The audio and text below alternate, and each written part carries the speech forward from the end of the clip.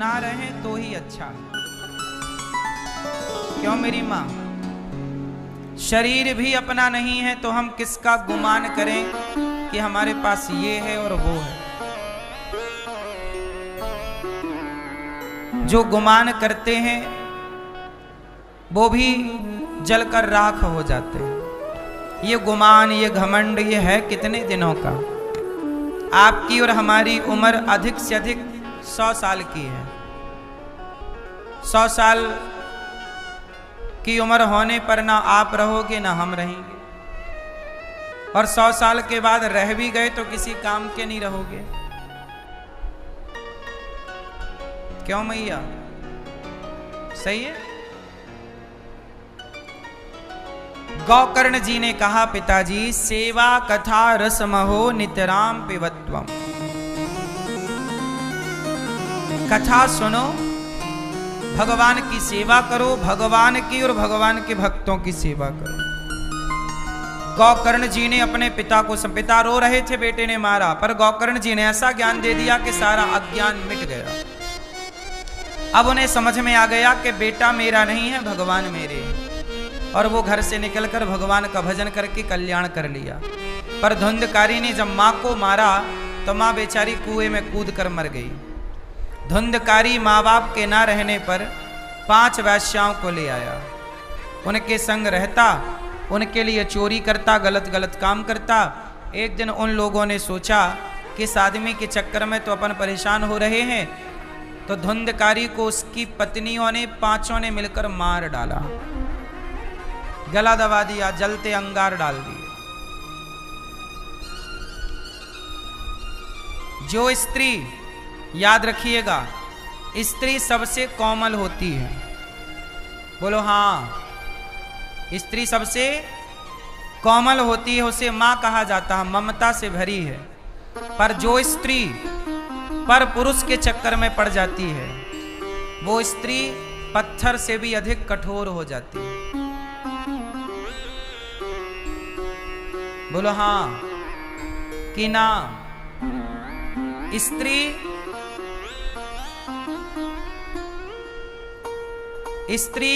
रुई से भी ज्यादा नरम है, पर वही स्त्री कुसंग में पड़ जाए और पराये पुरुष के चक्कर में पड़ जाए तो वह पत्थर से भी कठोर हो जाती है। उदाहरण देखना है तो अभी वो राजा की घटना याद होगी आपको। इंदौर में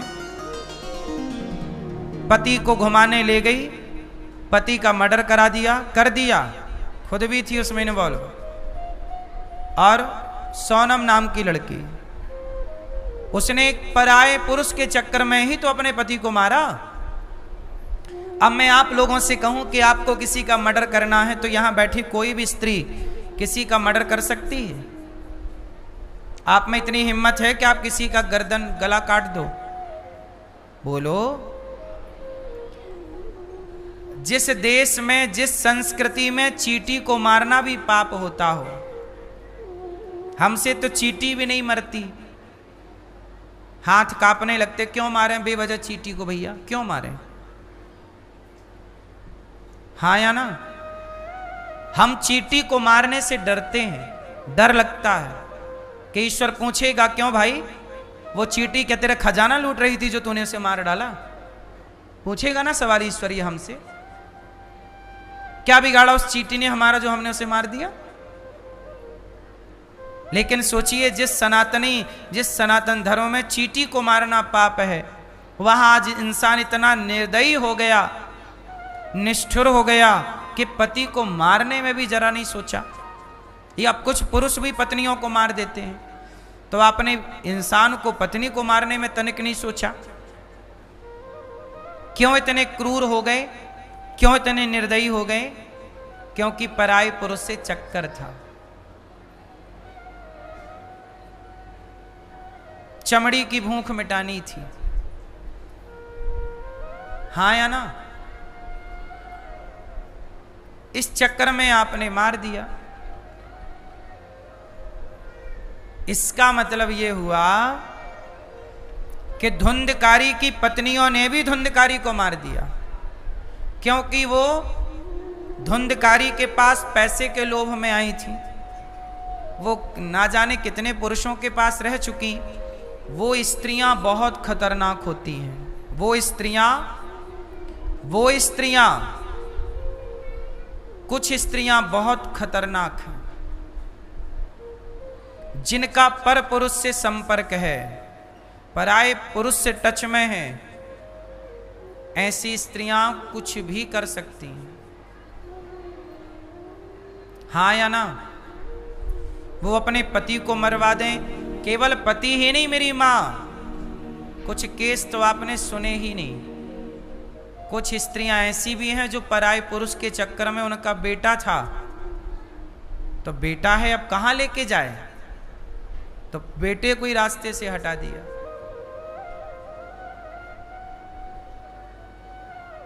क्या किसके लिए हो रहा है ये सब? पर पुरुष के लिए और पर नारी के लिए। क्या मिलेगा पर पुरुष से, क्या मिलेगा पर नारी से? चमड़ी की भूख मिटेगी। किसकी भूख मिटनी है? भूख दो तरह की होती है। एक भूख होती है पेट की, जो दाल चावल रोटी सब्जी से बुझ जाती है, भूख मिट जाती है। एक भूख होती है पेट की, जो दाल रोटी से मिटती है। पर एक भूख होती है चमड़ी की, जो बहुत खतरनाक है। इसी चमड़ी की भूख ने रावण का सर्वनाश करा दिया। इसी चमड़ी की भूख ने दुर्योधन का सर्वनाश करा दिया। इसी चमड़ी की भूख ने इस महिला ने अपने पति को मरवा दिया और अब जेल में बैठी है। इसके पहले एक और केस था, पराये पुरुष के चक्कर में अपने पति को मार के ड्रम में पैक कर दिया, सीमेंट से जमा दिया। किसके लिए? पर पुरुष के लिए। हाँ या ना? इसलिए चाहे पर नारी हो चाहे पर पुरुष हो, दोनों ही खतरनाक। बचिए इन पापों से। धुंधकारी की पत्नियों ने उसे मार डाला, जलते अंगार मुंह पे दे दिए, धुंधकारी मरा। पर मरने के बाद क्या हुआ? क्योंकि धुंधकारी ने माँ बाप को सताया, गलत काम किए, तो मर के भी वो मुक्त नहीं हुआ, वो प्रेत योनि में चला गया। कितनी योनियां होती हैं? 84 लाख। उन 84 लाख योनियों में एक योनि होती है कुत्ता की, बिल्ली की, गधा की,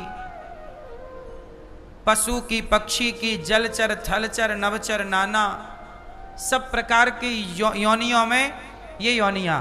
एक योनि होती है प्रेत की। कौन सी योनि? जो सताते हैं, अपने माँ बाप को सताते हैं। जब ऐसे लोग मरते हैं तो किस योनि में जाते हैं? प्रेत। और स्त्रियां जब सताती हैं किसी नारी को, सास को, पति को, गलत काम करती हैं, तो स्त्रियां जब किसी बूढ़े को सताती हैं, पति और पिता या पिता तुल्य ससुर सास को सताती हैं, तो क्या बनती हैं? पुरुष बनता है भूत, माँ बाप को सताने से। और स्त्रियां सास ससुर को सताएं और पति को सताएं तो क्या बनती हैं? क्या? चुड़ैल। क्या बनती हो मैया?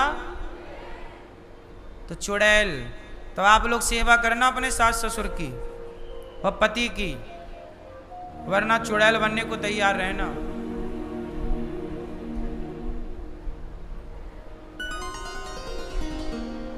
तो प्रेत योनि है। कौन सी योनि? धुंधकारी क्या बना?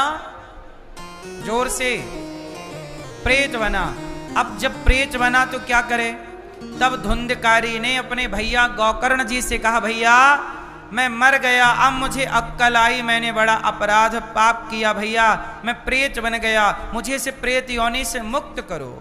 तब गोकर्ण जी ने भगवान सूर्य के कहने पर गोकर्ण जी ने भागवत सुनवाई, और जब भागवत सुनी तब धुंधकारी उस प्रेत योनि से मुक्त हो गया। ये भागवत जी की महिमा।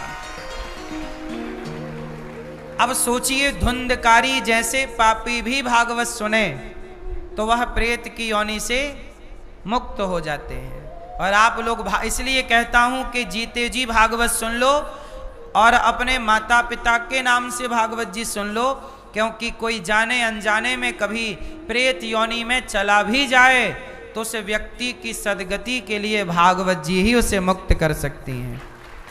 इसलिए जीवन में भागवत जी के पोथी पाठ कर लेना चाहिए, सुन लेना चाहिए, भागवत सुन लेना चाहिए, अच्छे काम कर लेना चाहिए।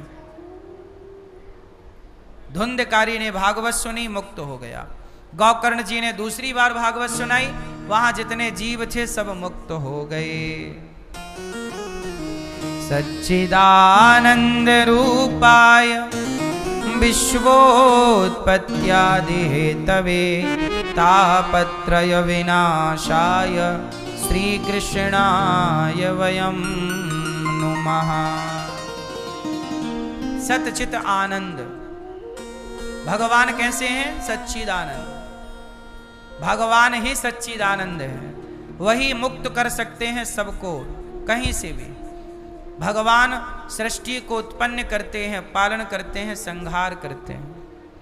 जो व्यक्ति जैसा कर्म करता है वैसा फल भगवान उसे देते हैं। सुखदेव भगवान प्राकट्य हुए, सुखदेव भगवान को नमस्कार्यं प्रव्रजन्त मनुपेतमपेत कृत्यं द्वैपायनो विरह कातर आजुहाव पुत्रेति तन्मयतया तरवो विनेदुस् तं सर्वभूत हृदयं मुनिमानतोस्मि।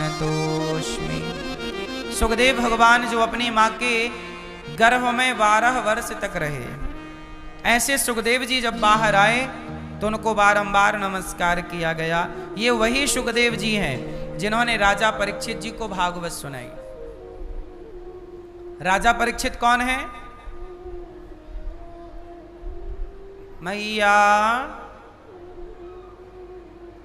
राजा परीक्षित जी कौन है? सुनो, राजा परीक्षित हैं अभिमन्यु के पुत्र। किसके पुत्र? किसके पुत्र?